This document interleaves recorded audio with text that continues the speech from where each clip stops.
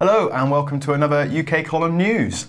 Today's date is the 17th of July 2014 and I am back in the office and back in the studio, and if you're wondering why I'm so shiny, it's not because I'm made out of plastic, it is just so hot in here. Who are you? My name's Malcolm, yeah. I would have titles, but of course they were left off. Brian, what's happening outside with the weather? Well, it's pretty hot. It's sunny in Worthing. That's what I'm being told on the screen. It's sunny in Essex. It's sunny and hot in Anglesey. So we're doing pretty well in the south of the country. I don't know what's happening up north, or indeed in the Alex Salmond Juntaville in Scotland. But anyway, well, we've got a pretty varied news. We've got a guest. Yep, Guy Taylor. Yep. Who's going to tell us what happened in the court yesterday, and pretty mixed bag of news as per the mainstream. A lot of complete nonsense, a lot of filler stories. We're going to try and work our way through with what is really important.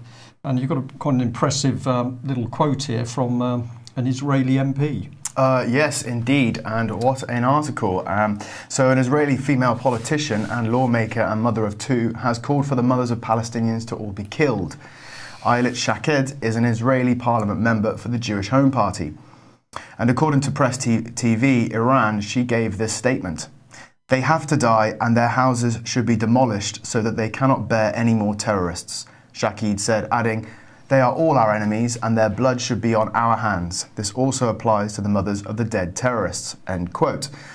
Of course, in UK Column's position and opinion is that, of course, we wouldn't support this sort of, well, quote and rhetoric, really, which is surely designed to stir up more hatred and more angst within that quarter. It would appear so. We'd also say we'd be grateful for anyone who can give us any more help on the rest of the quotes of that speech. We'd like to do some double checking. Press TV, okay, that's the source at the moment. But if anybody has any further information, or perhaps there's some context issues, we'd be very interested to hear. But of course, the Israeli army is also becoming quite an interesting or the defence force, isn't it? Yes, yeah. Well, basically an ex-soldier has come out and has been talking about what he's been doing in Israel, and the former soldier of the IDF, the Israeli Defence Forces, Avner Gavaru, if I hope I've got that right. In this article, he explains his first mission was to seize a Palestinian home in which a family lived and had been living there for 3 generations. They were forced to leave their homes, and then Avner continues to say how homes were targeted with Hamas members, whether they were deemed legitimate targets for bombing or whether the occupants were a threat or not. Again, another truly shocking story, really, that's coming out from that. But what this does show is it doesn't matter what nationality you are, what religion you are, there are people who clearly see through the rubbish. They can work out what is morally right and what's morally wrong. So I think we're allowed to say well done to this man for actually speaking out, isn't it? Yeah, definitely. Yeah. Well, Mike, this probably is one of the most extraordinary subjects I think we've ever covered. I'll bring it up on the screen for you. Yes, so Huffington Post Tech today posting an article entitled "Child Sex Robots Proposed as a Way to Help," in quotes, paedophiles. And this is coming from Georgia Tech's mobile robot lab, a guy called Ron Arkin, and he believes that the development of child robots will almost inevitably lead to them being used to further research in the area of paedophilia. But it really, aside from that rather emotive subject, and I mean, we can talk about that more, it was really the key thrust of this article comes in somewhere around the middle, where they're pointing out that, or they're suggesting that the UK National Crime Agency is struggling to cope with the sheer number of suspected users of images of child abuse, and that the Times has reported today that as many as 10,000 suspects have been identified, and that there could be up to 50,000 people accessing images in total. And they say that police admit they don't have the capacity to arrest them all. And really, this looks like a coming narrative that, in fact, this is such a huge problem that it's almost normal behaviour. And so perhaps these poor politicians that are being accused of all kinds of heinous crimes at the moment. Maybe they're not heinous crimes. That certainly seems to be the impression that I get, that the view that this article is giving. And so I just wonder whether this is going to be a thread that appears in other mainstream articles in the coming days and weeks. Yeah, but what an indictment on where these people are trying to take us, that basically we're not going to deal with right and wrong and morality. We're going to create a robot child in order to investigate sex offenders, laboratory rats. It's sort of like an extension of Kinsey, isn't it? Yes, experimentation for these unknown people. I find it a bit disturbing as well that we're talking about sex and robots like together, hand in hand. I mean, we're going through this, or we're having transhumanism sort of pushed on us either through the media and or through popular culture and so forth. And I find it interesting that now we're talking about, presumably people having sex with robots. Like it's just another drifted in. Just drifted in. It's another step towards that amalgamation between man and robot, which is quite a worrying trend. Transhumanist society. Yeah. Well, what's been happening north of the border, Mike? Well, if you just move it on there for me, Brian, please. I've got control. There we are. This is really related to an email that's come from one of our contributors, Tony Schell, fantastic journalist, investigative journalist. And he's pointing out that in this recent report, and we did mention this last week in the Scottish Express, that links Tam Patton, the former Bay City Rollers manager, to Operation Planet and as Tony says, the Magic Circle Rent Boys scandal in Edinburgh during the late 80s and early 90s. And he's pointing out that he's been investigating matters related to this for over 2 years. And in fact, he produced 2 articles for us. And if we just move on to the next one, Brian, please. Yep, come on. Then this was one of the articles, and I suggest that people go to the UK Column website and type in Operation Planet into the search engine and have a read at that article. I have to say, Tony's research is always top class, and although we aren't necessarily able to put all his references in the articles that we put on the website, because quite a number of his references come from offline sources. Nonetheless, if anybody wants any of the sort of references or wants any of the source material, if you send an email to editor@ukcolumn.org, we can provide that for you. But really what he's pointing out here is that the Crown Office of Scotland acted to protect those involved in the organised sexual abuse of vulnerable underage boys, in particular in cases where the abusers were much older men. And the details of the policy can be found within official documents, and this report covers some of that. There's another report related to Dunblane, which was in the UK Column newspaper but is not on the website at the moment. I'm going to put that on the website today. So later on today, we'll let people know that website is that article is up via Twitter or whatever. Really, Tony is pointing out that in light of the dossier is going missing at Westminster, that these articles become important again, and so I suggest you have a read at them. Okay. Well, I think we should have a guest available. Yeah, next up is Guy Taylor, and as people who have been following UK Column quite a lot should know by now what Guy Taylor's been up to. He's basically been battling with corrupt people working within banks, namely Barclays Bank, and yesterday he had a prosecution at Hereford County Court, and he is here to tell us more about that. Hello, Guy. How are you doing? Hello, Malcolm. And actually, I'll correct you there. It was the magistrate's court because it was a private criminal prosecution. Ah, I see. Right, sorry, that's not what I have in front of me. Do apologise, guys. That's all right. That's all right. The county courts are dens of iniquity, really. So we have to take them to the real criminal courts now. That's the only way we can get any remedy in this country, apparently. So so yesterday was a very interesting day. A lot of people turned up in support from all over the country, which was wonderful, including some local people hung around outside the court as well, who some of them I didn't know who had heard about the case. So it's all bearing well with the public, really.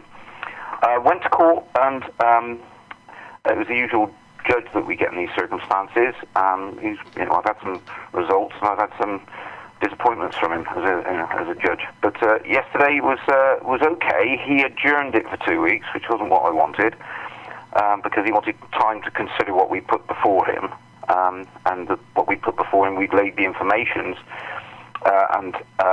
There were several informations, as you say. There was one from for the bank manager under the Forgery and Counterfeiting Act 1981.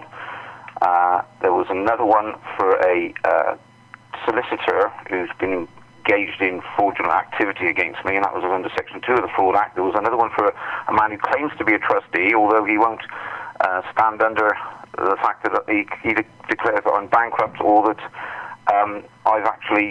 he's actually my trustee in law.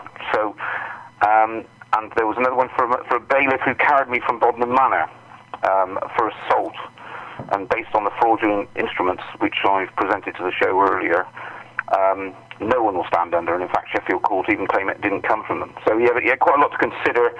He's adjourned it for 2 weeks, which was a bit of a disappointment, but he was frantically writing through the whole time, because I had to inform him of the breaches of the CPR inside the civil court. So what I'm getting to is that I've had all these court cases inside the civil realm. They've all been fraudulent. As I say, we're talking about den of iniquity in the civil court.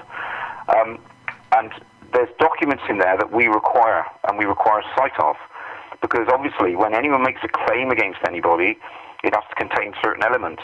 The claim or application, that has to be there. It has to be supported by an affidavit or a statement of truth, and that has to be supported by a fee paid. And if those ingredients aren't there, then the case shouldn't have even started. And unfortunately, the court won't provide me those documents. So I've also asked for an order to be placed on the civil court to make sure that they do disclose these documents. So all in all, it was very active yesterday. And how are you finding the practice inside the courts? Are the court staff helpful? Are the rules and regulations inside the court, are they helping you, or are you finding that they're hindering you? Well, it's become before, when we were going in and standing under common law and not listening to any of their stuff. Of course, everyone was just saying that we were being belligerent and obtuse. Of course, now we're doing it two ways. When they're coming to evict people, we're making sure there are plenty of people there and there are plenty of bodies there, and we're enforcing our rights under common law. And secondly, we're then asking for all the court process and procedure and all the documentation, which we're entitled to under their rules. So we're coming at them in a pincer type of movement. The court staff are becoming very, very okay with us. I think we've won the hearts and minds of them over. I think they realise that the curtain's been drawn back, and there's the Wizard of Oz there with all the levers.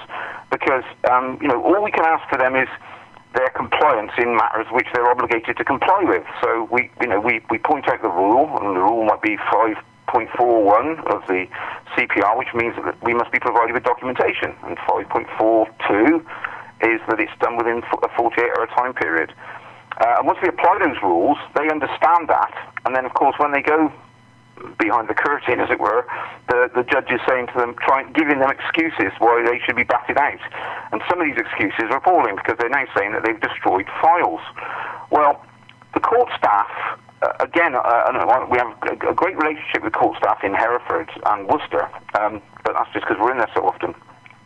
I think they're starting to understand what the problem is in the court service, because ultimately, when we're all entitled, if any of us had a court case, and it'll be a serious court case, it might be for a possession of your house, it might be for a bankruptcy.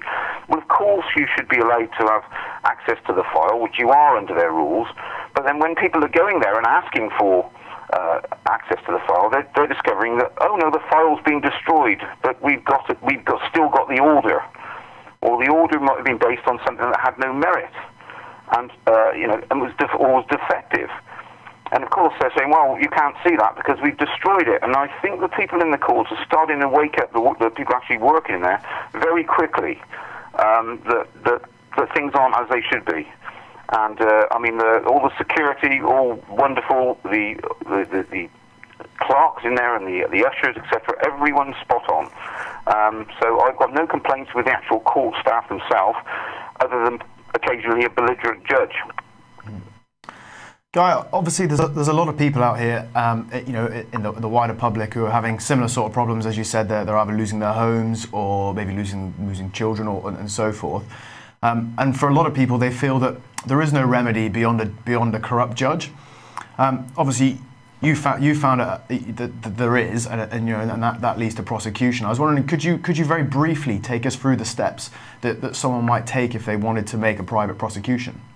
Yes, right, okay. A private prosecution is a private criminal prosecution that will be in a magistrate's court. So it's forget the civil court altogether, because if you're not able to get remedy in that civil process, in that statutory mechanism, then your only defence is under common law. And realistically, you take it to court, and a real court is a court of law, which would be a criminal court. So I can only say what I do, but what I do is I write to the clerk of the court, and I write saying that I'd like an appointment because I'd like to lay a private criminal prosecution against certain individuals. I don't put much information in that, and I'd like an appointment date. The clerk of the court then gives me a date for I can therefore lay the private criminal prosecution. That doesn't mean I have to prove my case at that point. It just means there is a case to answer. And the actual test, if you're saying that the other party, if it be the bank or the bank manager or the bailiff or whoever it is, has committed some act of dishonesty, a thing called the GOSH test applies, GHOSH, which means that people of reasonable standards would think there was a case to answer. So it doesn't mean they're guilty, it just means there's a case to answer. You then get a date in the magistrate's court, then you appear on that date and take with you a very brief document which just lays out the basic fundamental facts of what the case is about, you know, and why you're doing it. You then perhaps have your witness statement or your sworn statement that you're preparing for the court case, and then you're asking them, upon laying that information, for them to issue a summons against the other party. And we've spent many years now trying to get these things through. We're having success now. We haven't been helped by anyone in the legal profession in any of these matters. And I called the case of, when I was on the other day, in the BBC, where 40 people were evicted from a property. That's completely unlawful in their own rules and their own system. So we're entitled to charge those people with crimes based on that. You know, people should have been given notice. You know, there's a criteria for permission for possession.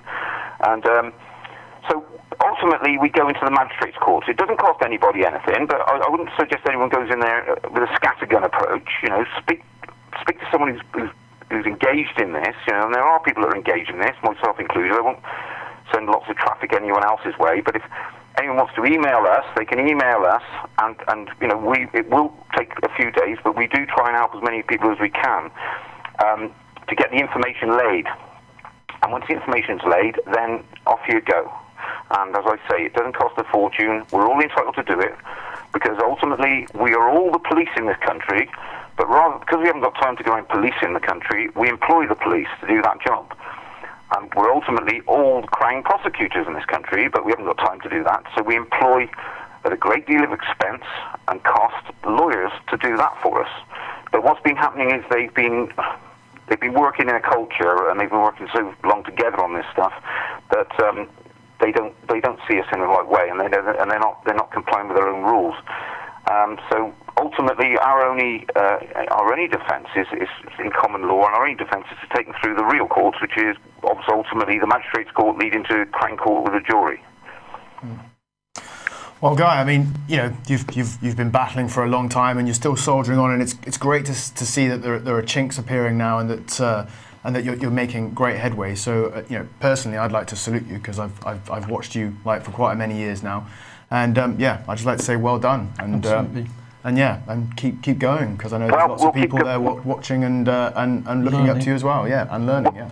Well, thank you, Malcolm. And again, you know, we've all been soldiering on. There's a lot of us been soldiering on, and you know, we were considered tinfoil hat wearers a few years ago. But the truth's coming to the surface now in every sort of realm, and ultimately, this is the problem for them. They've been operating in a culture, and that culture, and as I say, if anybody can go to a county court and ask to see their documents in that county court, and they should expect to find, if they've had any process against them, A, the claim or the application, B, an affidavit or a statement of truth in support of that application, and 3, a fee paid. And if they've had dealings with solicitors, i.e. banks who've employed big solicitors companies, they'll be very surprised to see that the fees may not have been paid. And if the fees haven't been paid, then that means the civil process can't have begun. And this is what we're finding out at the moment, and we're having great success in that situation, and hopefully we'll keep on soldiering on until it's right, because all we want at the end of the day, we want this right, because it's been wrong for a very long time. Yeah. So. Okay, Guy, thank you very much for that report, bringing us up to date. No problem. And well, you've made it easy for us, because we're going to lead straight back into courts. Yesterday we got some extraordinary, very upsetting news for us, and that is that Melanie Shaw is due to appear in Nottingham Crown Court on Friday the 25th July 2014.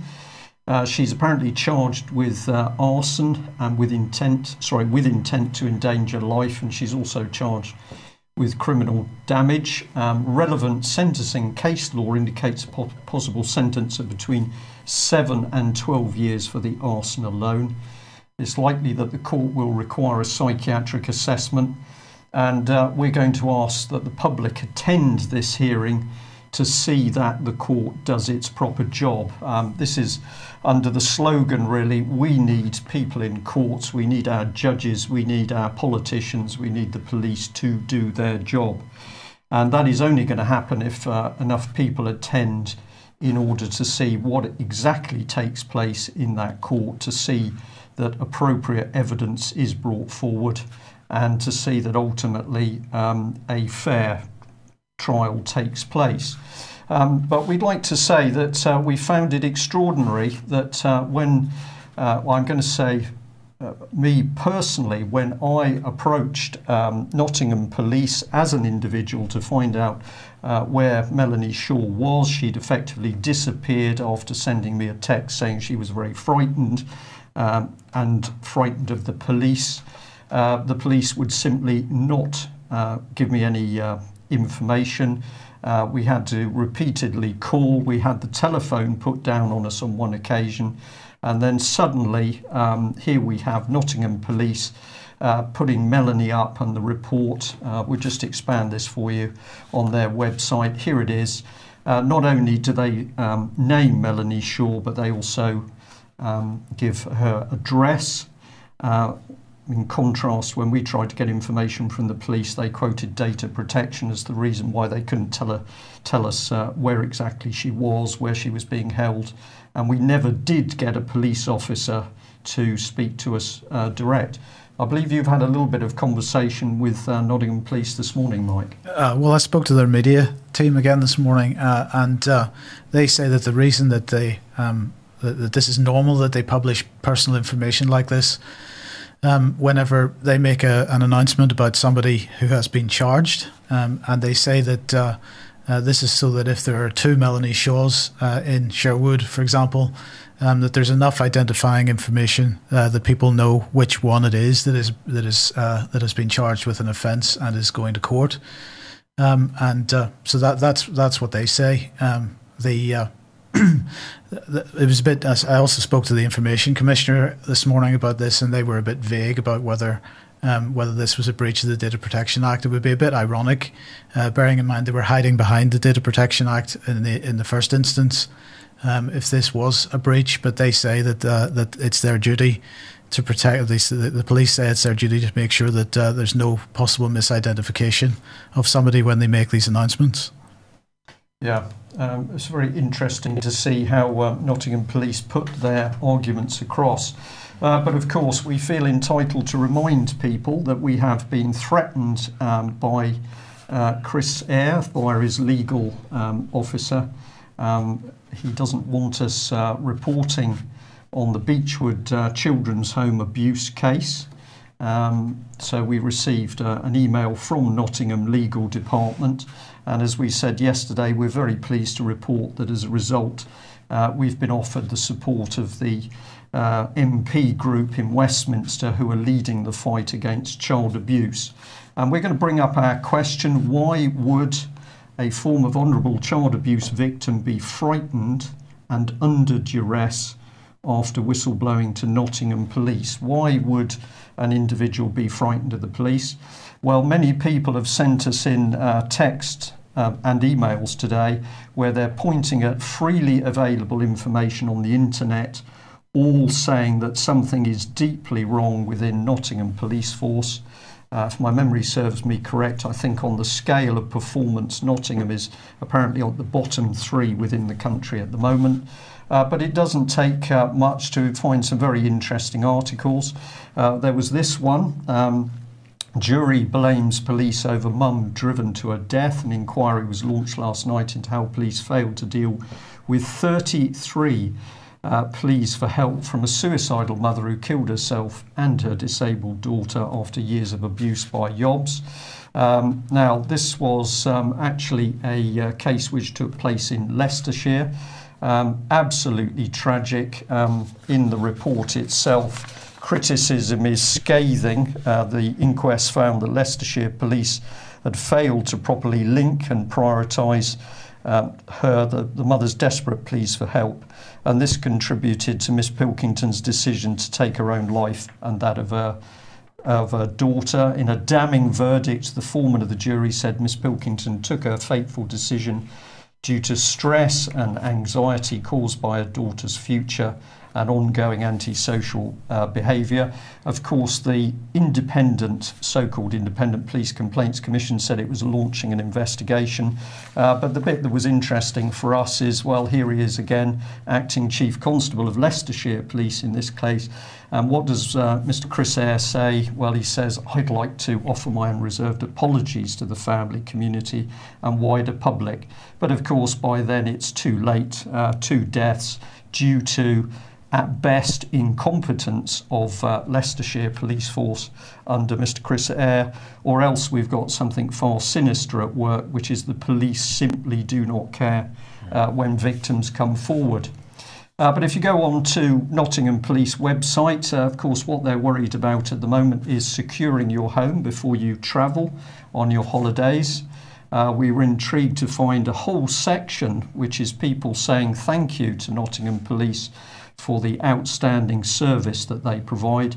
But of course what Nottingham Police don't post is the hundreds of messages, videos and comments that are being made freely on the open internet criticising Nottingham Police, talking about bullying, fraud, corruption and perjury. So we'll leave the public to have a look via Google themselves. But we were interested to find Superintendent Helen Chamberlain, Head of Public Protection Nottingham, and she's basically launched a campaign which is going to bring men forward to make sure that they're going to blow the whistle on any domestic abuse, and they're going to sign up to protecting women victims. So this is her looking very shiny at the Hucknall Rotary Circular. This is where she brought across her initiative. She informed members of the Man Enough campaign, which is being run in partnership with Nottingham Evening Post, Nottinghamshire Police, Women's Aid, the Nottingham Crime and Drugs Partnership, Nottingham City Homes, Nottingham Forest Football Club, Nottingham Domestic Violence Forum and the Safer Knots Board. And basically they're aiming to get 10,000 pledges by men that they're going to speak out to support women who are in danger of violence.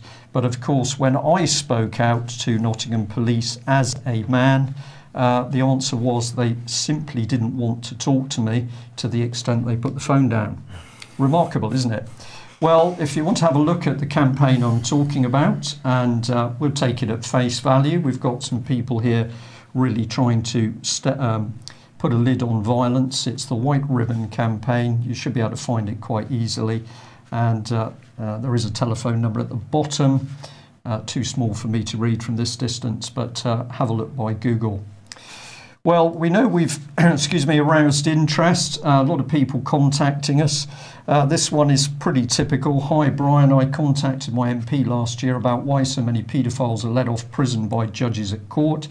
If I remember the reply from the Home Office, it was something like, It's the responsibility of the court to apply sentencing, and all offences have tiered applications when sentencing is considered. Therefore, it's the responsibility of judges to apply the sentence based on the evidence presented and in line with the decision of the jury. That, to me, is a washout. It effectively says the judges can let off anyone they want using the tiered sentencing thing, including paedophiles. I've lost faith in all politicians. Here are the key words. I once trapped a pedo online in about 2006-07, but the police at the time stated they could not take any action. If they said if it's happened now, they'd be able to do it, but I'm not too convinced. So we're seeing the public highly suspicious of the police and, of course, the politicians. We'll just give you another one here. This is somebody saying, I just wanted to say I emailed my local MP to ask what she will do to protect children in the UK and how we can assist her in these actions. I've also asked her to call for a reopening of the investigation into Dunblane and the Holly Gregg case. Knowing what they now know, I furthermore requested that she ask for a review of all child abuse cases where there has been the suggestion of establishment cover-ups. I'm waiting to hear back from her, but we'll let you know how it goes. Perhaps your Scottish viewers could also request the same from their local MPs or members of the Scottish Parliament. Keep it up. So this is encouraging stuff, because we've got people out there clearly now starting to take action themselves. And South Wales, of course, lots of horrible things been happening to children over many years in South Wales. Some massive police corruption, but the South Wales Evening Post has got a massive article, including a video, which is all about the recent police operation where South Wales police have helped to participate and arrest these 660 paedophiles. So you can go onto that website and see Nikki Holland, the Assistant Chief Constable, speaking. This is what she had to say. This has been a huge operation where we've targeted numerous offenders accessing child abuse images. The majority of these people may have thought they were operating under the radar, but we were able to identify them, and this sends a strong message to other offenders: you will be caught. Well, these are fine words, but we still don't know whether a single member of Parliament or the establishment has been picked up. But of course, if we look into South Wales, absolutely nothing has been done to investigate the kidnap and effectively abuse of Linda Lewis's daughter by Neathport Talbot Council. And sorry, spelling error there, the cover-up by the Welsh Assembly. And as always, if you want the evidence that what we're talking about is real, simply go on Kevin Edwards' blog site and you can read the copy of the letter they've received from the First Minister, now finally proving that the Welsh Assembly is having to pay attention for the evidence that's been brought forward. And on that note, we better remind people that Robert Green, who has committed no crime but has simply tried to fight for justice for abuse victim Holly Gregg and other children, is on his 57th day under house arrest in Warrington. Meanwhile, the paedophiles in Parliament are presumably out watching sport and having a good time. Mike? Sorry, Brian, just before we move on from this subject, we noticed a couple of days ago the articles in the mainstream press relating to Edward Snowden's recent leaks about the influence that GCHQ has on the internet, and, for example, the ability to shut down Facebook pages. And what I think we noticed, I'm correct in saying this, aren't I, that Melanie's Facebook page has disappeared within the last couple of days. And my question to everybody really is, since she's in prison and I presume has no access to the internet, I wonder how that could have happened. Well, this is a very good question. There are many other questions to be asking about the so-called Beechwood investigation. We understand that the two key buildings on site have now been sold to private buyers. So it would appear that the police investigation into more than 100 victims who've come forward with horrific stories of abuse, including allegations of murder on site.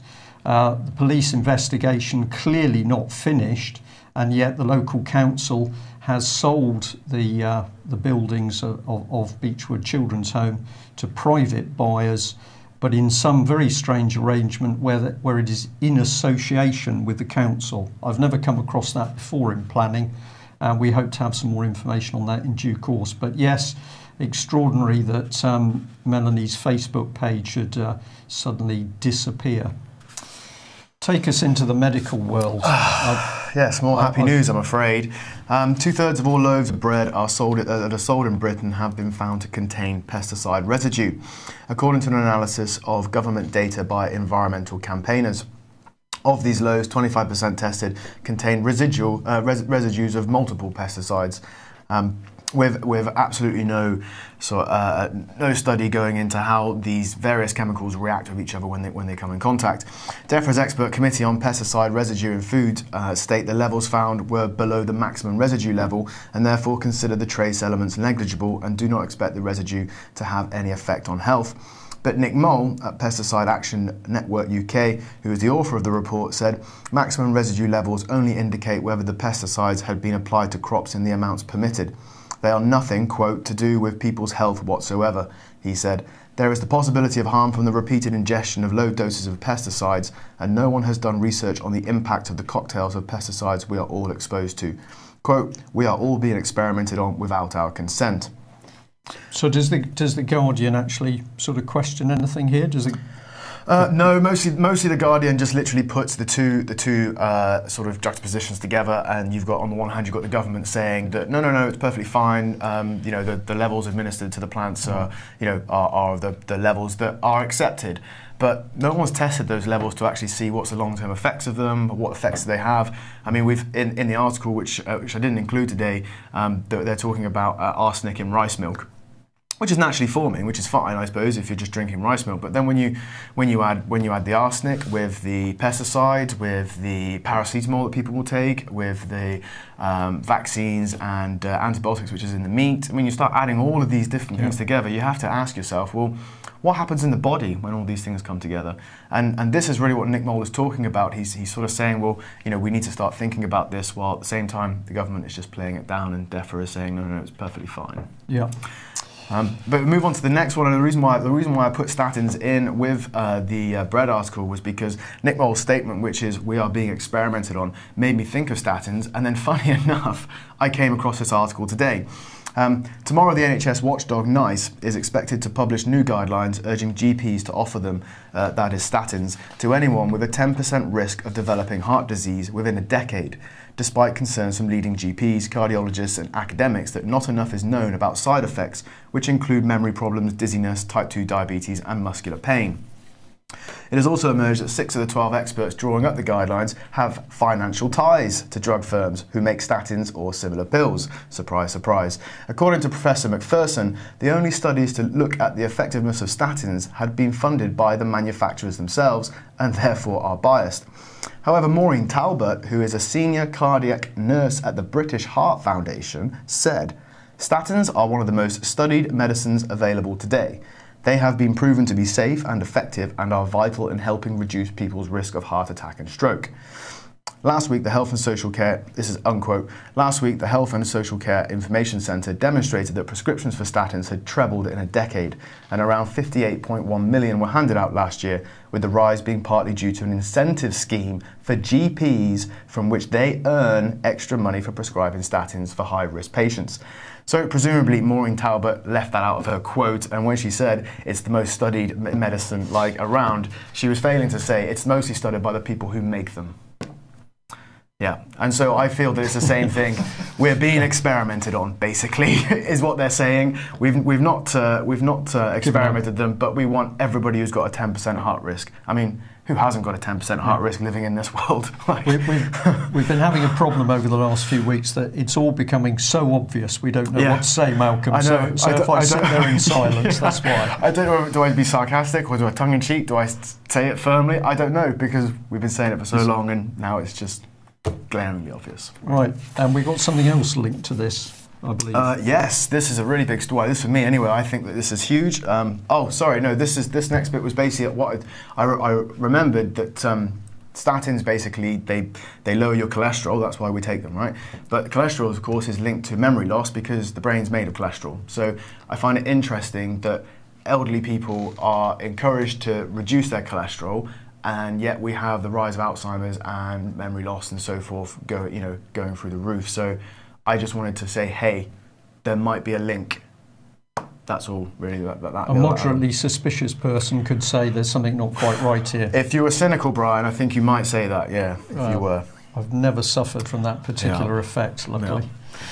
Yeah. And crassly and loosely linked, of course, is assisted suicide, which of course tomorrow sees the second reading in the House of Lords of Lord Falconer's bill on assisted dying. The proposals put forward by Labour peer Falconer would allow doctors in England and Wales to administer lethal drugs to patients with less than 6 months to live who are able to make an informed choice. Yesterday, religious leaders said the move would be a grave error and result in people colluding in the idea that someone seeking an assisted death is of no further value to society. However, this topic has seen a number of prominent figures suddenly change their mind.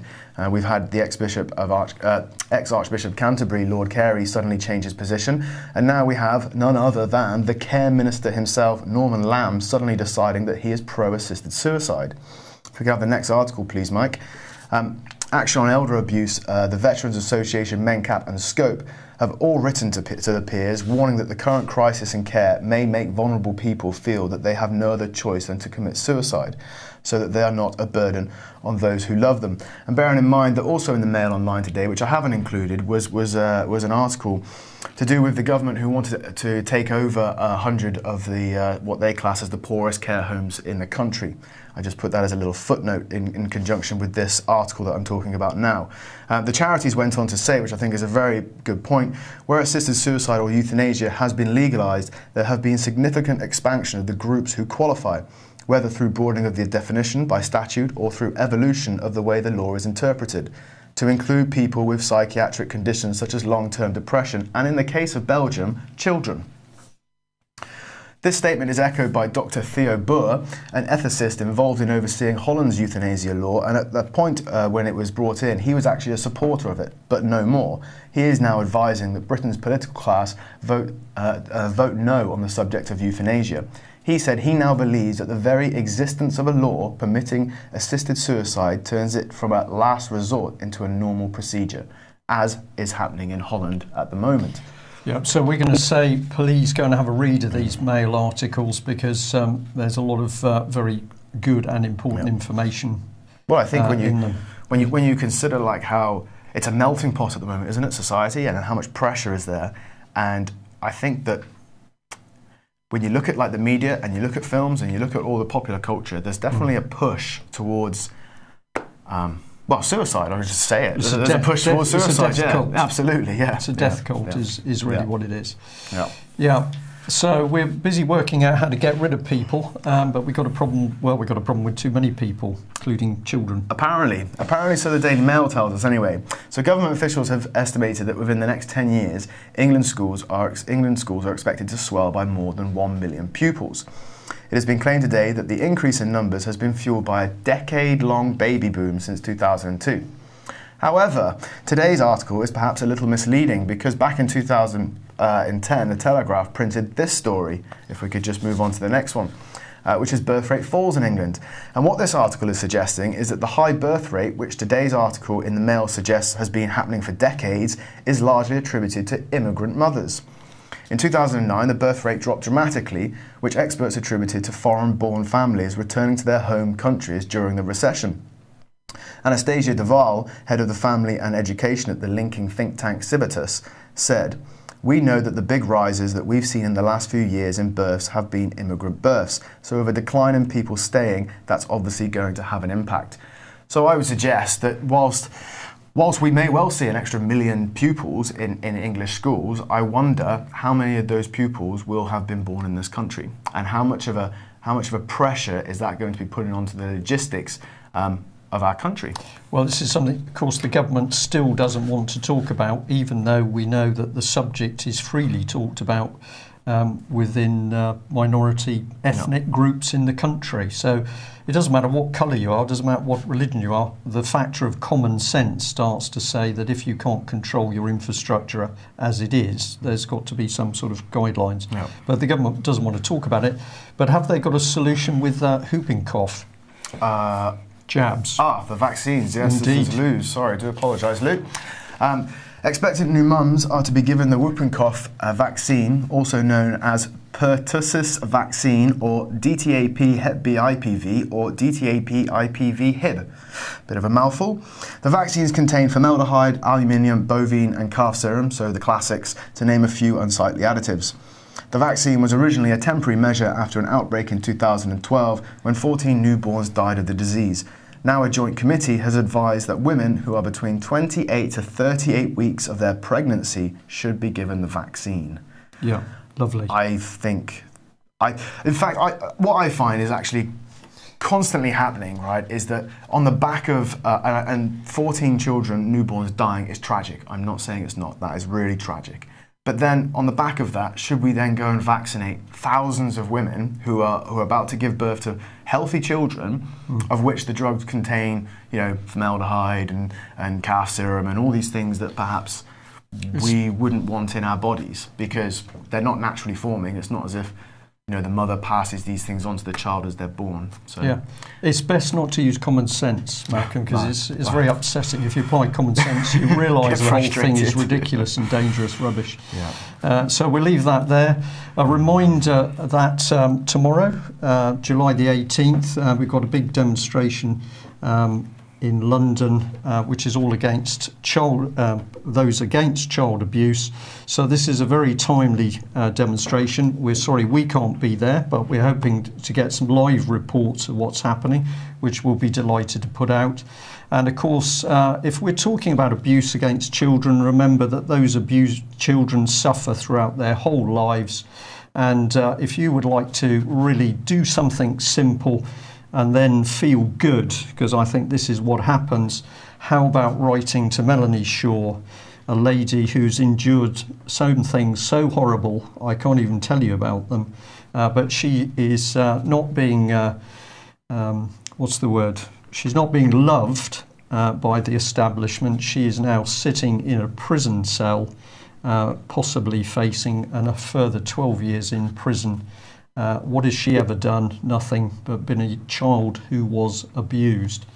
If I sound passionate on this subject, I am. We've been warning for years now that the key problem in this country is criminal child abuse by the very people governing us and running the public sector institutions which say they are there to protect children, but are quite clearly there to procure vulnerable children for abuse. So drop Melanie Shaw a line.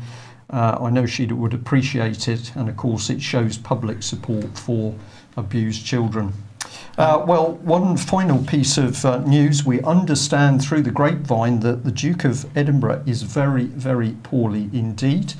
Apparently military centres are being asked for people to prepare their best uniforms, so possibly this is in preparation for the worst. I've just had a news flash which says possibly 19th of November. I believe there's an event happening this coming weekend, isn't there, at Glastonbury? Right. Yeah, there is, Brian, and you're speaking at it. That's true. I've thought this time... Are you taking statins? Right, let's slow things down here. We're just finished with the Duke of Edinburgh being poorly. Military establishments are being told to get best uniforms out and to start polishing buttons. So maybe there's some very sad news on its way. And on... Right, what's the next bit? I don't know. You're speaking at the event. Glastonbury on Saturday. There is an event. I will be speaking. I've got to admit at the moment I can't even say at what time. The details will be on the event section of the UK column immediately after this programme. Thanks for that, Mike. That's helped me out of a very big hole live. Rescue, brilliant, well done. Okay, well, it's even hotter now in the studio. Of course, I've kept my tie on. Standards matter, whereas the younger generation clearly letting standards slip. Struggling with, as I said, Brian, before, we're used to being wrapped in cotton wool, our generation. We'll be back. We'll be back tomorrow, same time. Thanks for joining us. Can I just, before we go, can I just say that the presenter was not Mike Robinson? Okay. People will understand in a second. The presenter is, yeah.